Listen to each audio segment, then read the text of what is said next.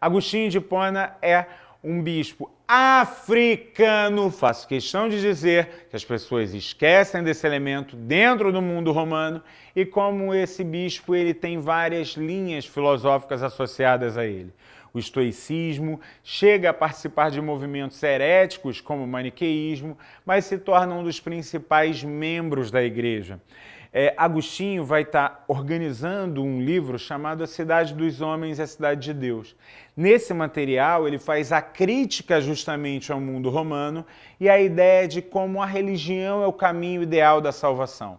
É com Agostinho de Hipona que você vai aprender esse novo neoplatonismo, dessa relação mestre-discipular e da busca de um caminho para a salvação.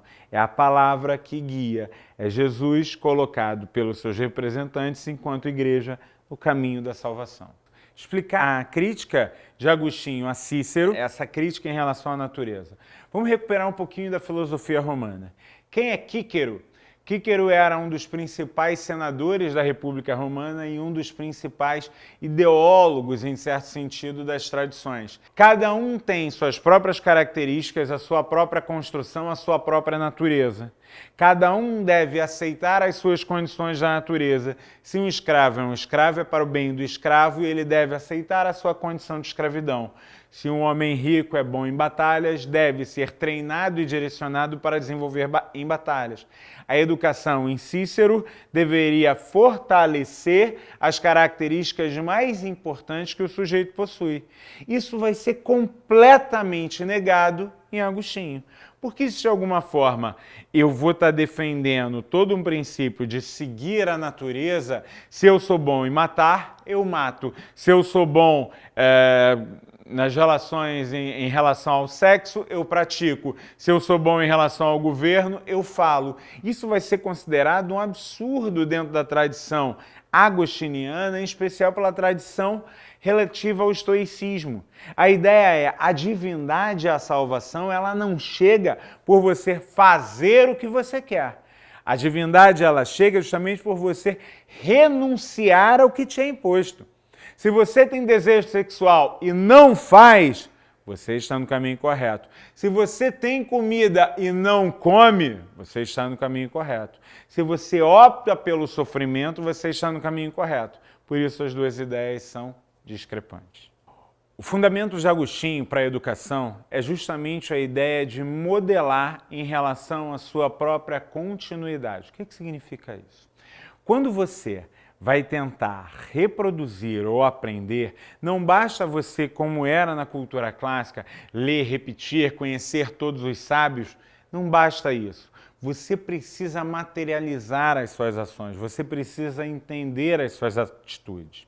Esse preceito de que a salvação ela é obtida observando o seu mestre é chamado muitas vezes de imitatio.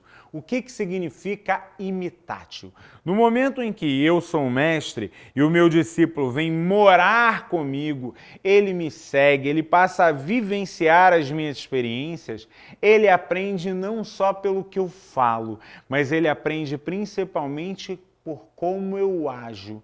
E qual é o sentido disso? É a recuperação da maneira pela qual Jesus trabalhou e guiou os seus apóstolos. Não teria sido somente pela palavra, mas teria sido principalmente pelas suas ações. Vamos lembrar que o cristianismo, nesse momento, tem que fazer algumas escolhas importantes. E uma das escolhas é de exaltar a paixão, muitas vezes em detrimento a outras passagens da vida de Jesus.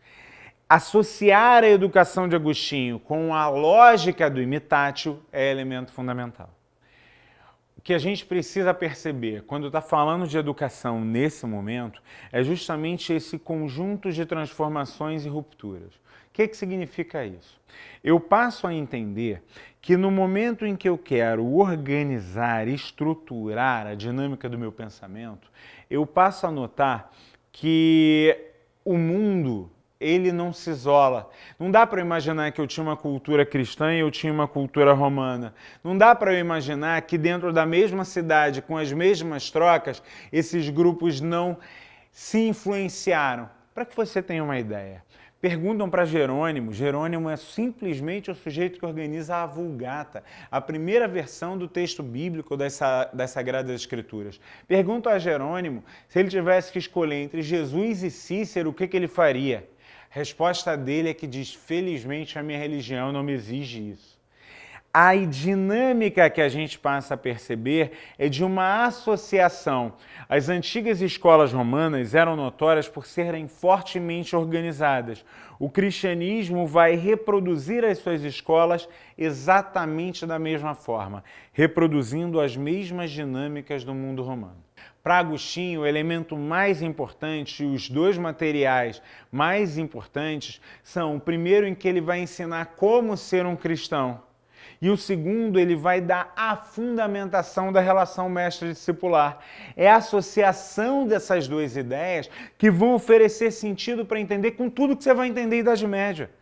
Boa parte de tudo que você vai entender em educação na Idade Média precisa ser fundamentado com a ideia da lógica da relação mestre-discipular. Mesmo lá depois, quando a gente vai ter as corporações de ofício, relações mestres-discipulares. A base fundamental que se herda desse grande movimento patrístico e da influência de Agostinho é a valorização e a perpetuação de um modelo de relações contínuas entre mestres e discípulos.